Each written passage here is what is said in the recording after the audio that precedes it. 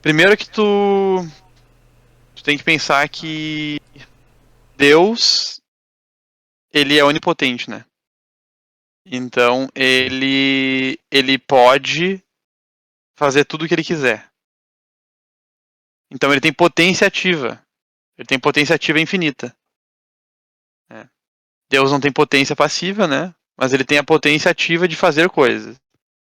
Se ele tem potência de fazer coisas, significa que quando ele faz as coisas, ou quando ele pensa a forma das coisas e cria as coisas, ele, na, além de pensar na forma da coisa, ele também cria a matéria da coisa, que vai receber essa forma.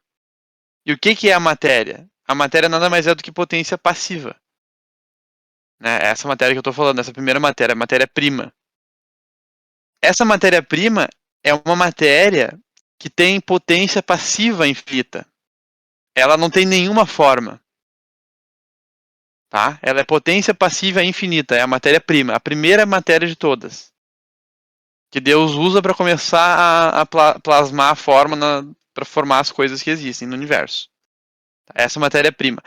Essa matéria-prima é aquilo que mais se relaciona com o nada relativo. Por que nada é relativo? Porque essa matéria, por mais que ela não tenha nenhuma forma, né, ela seja informe, ela ainda é alguma coisa. Pelo menos uma coisa ela é. Ela tem ser. Porque ela é aquilo que tem potência passiva infinita. Ela é a matéria-prima que recebe qualquer forma. Capaz de receber qualquer forma. Tá? E como é que ela se relaciona com nada, né? É porque ela não é nada em específico. Ela não é uma cadeira, ela não é um planeta, ela não é um ser humano. Ela não tem nenhuma forma, ela é pura potência. Então ela é aquilo que é mais próximo de um nada absoluto. Só que o nada absoluto, de fato, ele não existe, né? Porque o nada absoluto seria a negação da existência. E a gente sabe que Deus existe. Seria uma negação completa e absoluta da existência. E isso, de fato, não pode existir.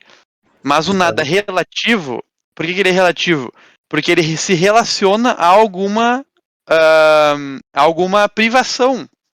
Por exemplo, uma cadeira não é uma bola. Certo? Não é uma Certo. bola. Então, esse não ser, tu pode pensar como um nada relativo, certo? E aí tu vai descendo na escala dos seres, né? Por exemplo, tu pode começar lá em Deus, né? Deus é o ser por excelência. Então, ele é aquilo mais distante do nada relativo. Ele é o que está mais distante do nada relativo, porque ele é tudo que pode ser. Ele é perfeito. Compreendeu isso? Ele não tem nenhuma privação.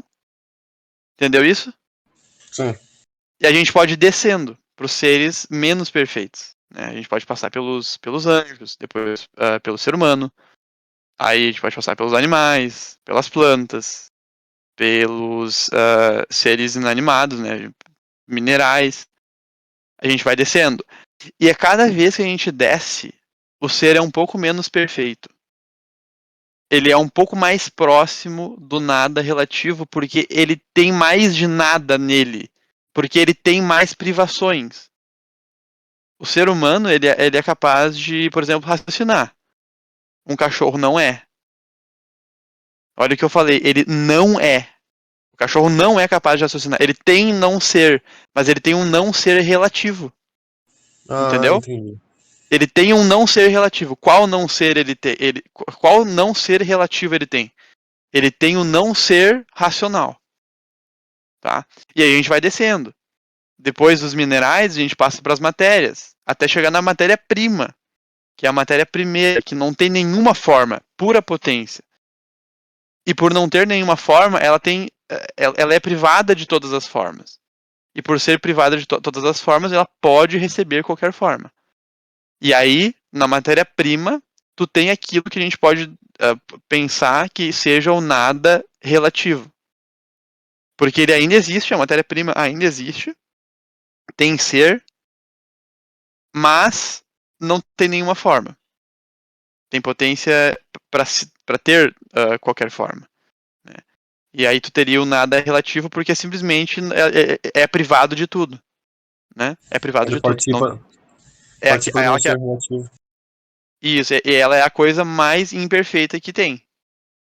Por que é a coisa mais imperfeita? Porque ela não tem perfeição alguma, ela não tem nenhuma forma. Ela não é nada em ato. Por quê? Porque ela é matéria-prima. Ah, mas agora ela recebeu uma forma. Essa matéria-prima recebeu a forma de hidrogênio. Bom, agora ela já tem mais um grau, que não é a mera matéria-prima, mas uma matéria informada por uma forma.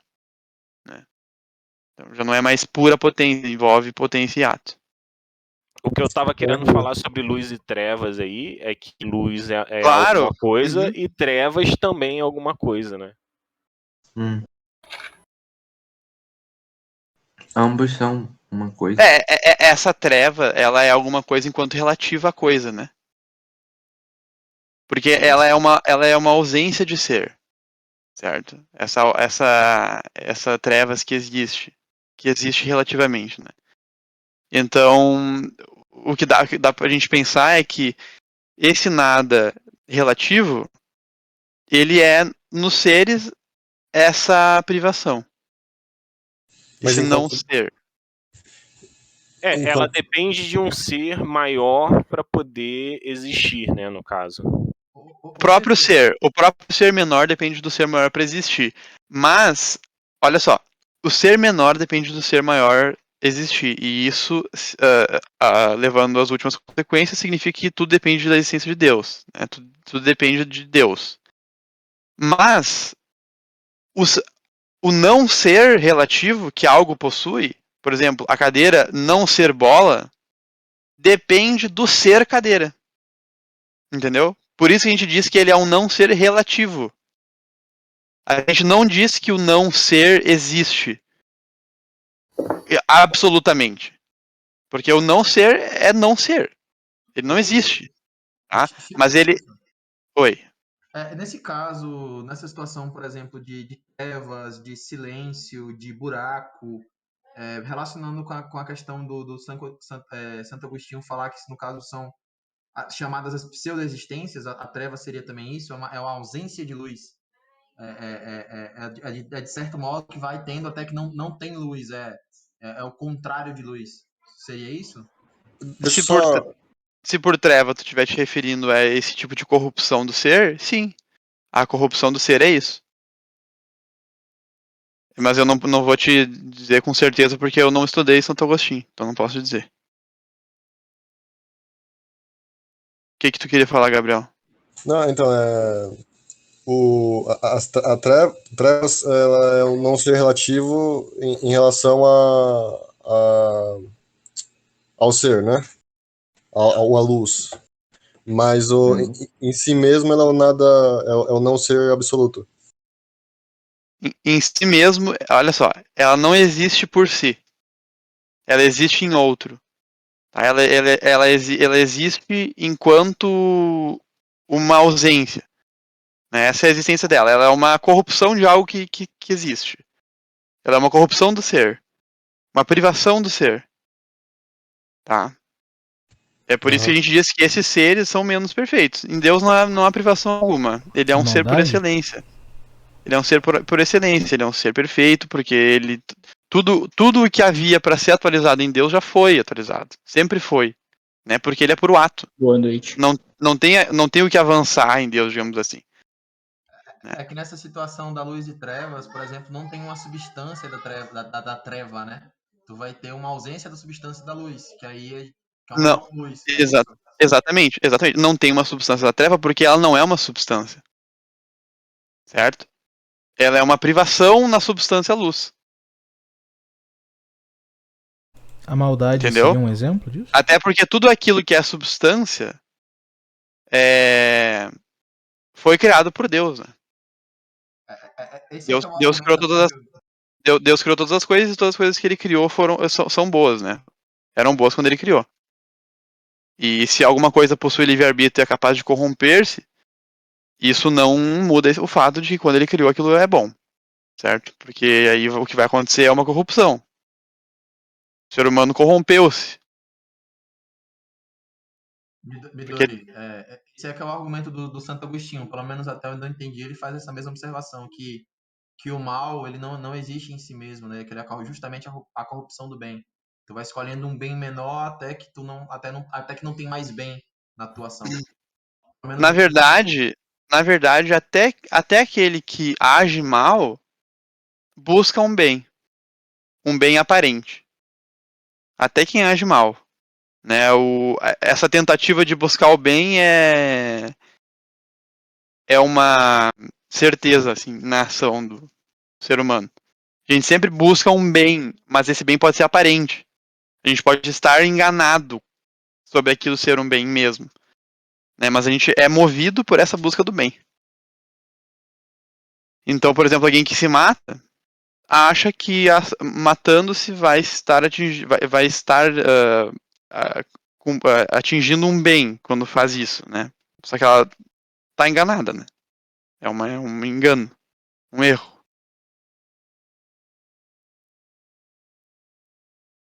É por isso que eu perguntei, porque eu tinha lido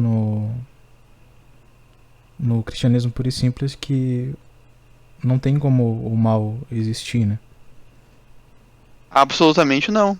Apenas Porque nas outras coisas. ele depende do bem, né? Depende do bem. Depende do bem.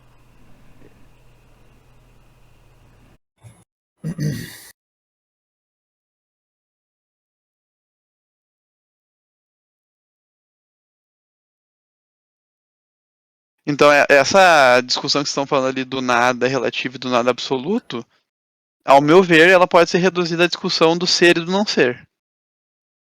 Né? E grande parte dessa discussão já foi resolvida lá em Platão. O Aristóteles mesmo ele vai reduzir tudo a uma relação de propriamente de ser, só que vai ser em potência e ser em ato. Sim, Só ele se também fala enxerga. nada, só se fala nada como ser em potência, mas aí não se diz do nada como per se, mas é só como privação.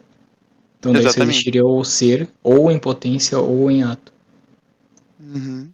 Isso aí. E essa visão de Aristóteles do ser, né? Ele nos dá a visão do ser enquanto matéria e forma, enquanto ato e potência. E, e ela não é, a gente vai ver depois em Santo Tomás, por exemplo, que ela não é suficiente, né? Ainda existem outras. Inicialmente ele divide em vários. Tanto no que se refere à própria matéria e forma, mas ele divide também nas próprias categorias. E ainda Sim, sim. no ser lógico. Então Mas ele divide ser em ato e potência nas categorias e no ser lógico. E se eu não me engano, em mais outras, pelo que o próprio Reale fala. Uhum. Mas eu teria que conferir porque agora eu esqueci. Mas ele faz uma divisão entre os diversos significados do ser. Sim. Uhum. O das categorias é outra possibilidade de enxergar o ser. Sim, porque até o acidente ele seria ser. Ele, ou seria não, ele é ser, o acidente. Não Na só a verdade, categoria essencial, mas as acidentais também. na verdade, o acidente ele é ser relativo, né? Ele é um ser relativo ao É, porque ele é substância. ser em outro, né? Ele Exatamente. não tem a essencialidade, mas ele, Uhum. de certa maneira, ele é ser também. Uhum. Depois a gente vê em Santo Tomás que vai existir mais uma, uma visão sobre o ser, que é a visão de essência e existência. E por essa divisão mais abstrata ainda, só Deus seria simples. Só Deus teria uma essência cuja existência se identifica. Né? Em Deus, a essência e a existência é exatamente a mesma coisa. Nos outros seres, não. Nenhum ser é a mesma. Muito obrigado. Ô, Sheik, eu poderia fazer uma pergunta nesse negócio da bondade? Pode falar, perguntar. Como o Irving disse, o mal ele é uma perversão do bem. Mas se a pessoa ela quiser buscar algo que é verdadeiramente bom, por exemplo, como digamos que ela quer ajudar uma pessoa, só que ela não tem dinheiro, aí ela rouba um terceiro e pega esse dinheiro para dar alimento, pagar uma conta hospitalar da pessoa. O ato do roubo é ruim. Mas por causa dessa perversão do bem, esse produto, e esse produto também seria mal ou ele continua bom apesar da sua origem maligna? Putz.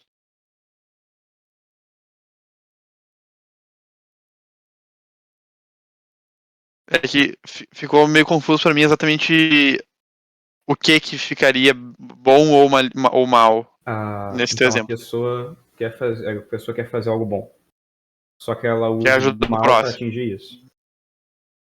Tá. Essa coisa boa, ela vai ser má também por causa disso? A coisa boa continua sendo boa, né? Ajudar o próximo é bom. O problema é que essa ação que se concretizou na realidade, o que esse ser humano fez, foi ajudar alguém fazendo o contrário com outrem, né? Então ele agiu mal. Ele agiu mal por ter feito mal a uma pessoa. E antes de. Tu tem que fazer o bem ao próximo, né? Mas tu não pode fazer o mal ao próximo.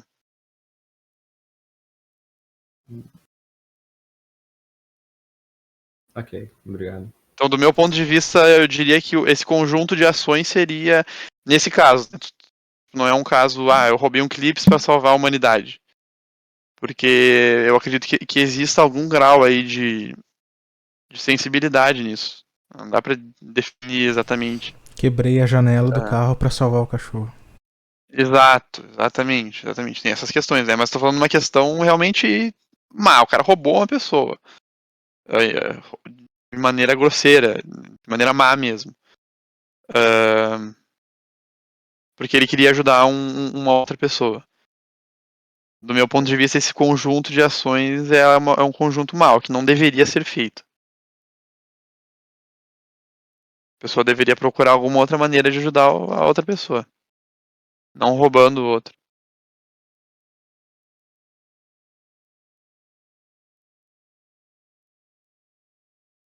Digamos que a intenção não é suficiente para que a pessoa esteja justificada para qualquer ação que ela vier fazer, né? Eu tenho boa intenção, mas aí eu matei um monte de gente no caminho. Não serve, a boa intenção não serve nesse caso. Meios não justificam fins.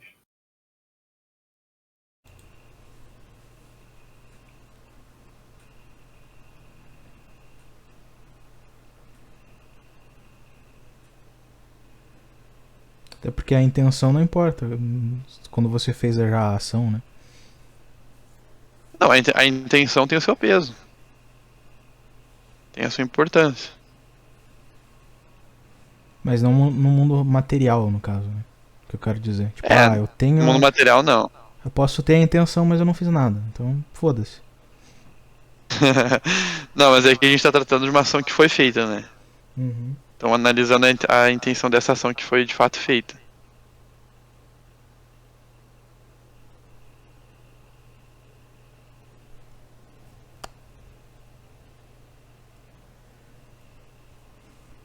Um exemplo disso, sei lá, você vai salvar a criança que vai ser atropelada, só que daí você tropeça, empurra ela, sei lá, aconteceu alguma coisa assim, entendeu? Tipo, acabou falecendo por causa disso.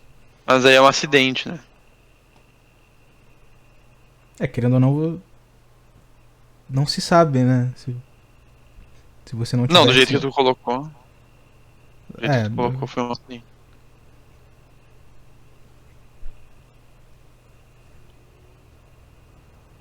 Porque no fim isso aí vai ser julgado por Deus e ele vai saber qual era o teu coração, né?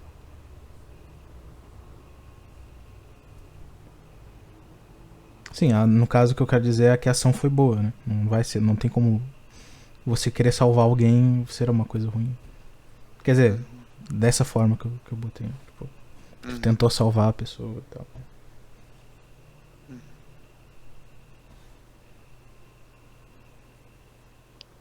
Então tá bom, gente. Eu vou ali fazer uns bifes. Se tiver mais alguma dúvida. Aí, ó, deu 25 minutos. Podem Os 2 minutos que você falou que ia ser só a conversa. Bem, boa Não, mas noite, o pessoal. tópico já foi respondido. Boa noite também. Tudo bem. Boa noite. Boa noite.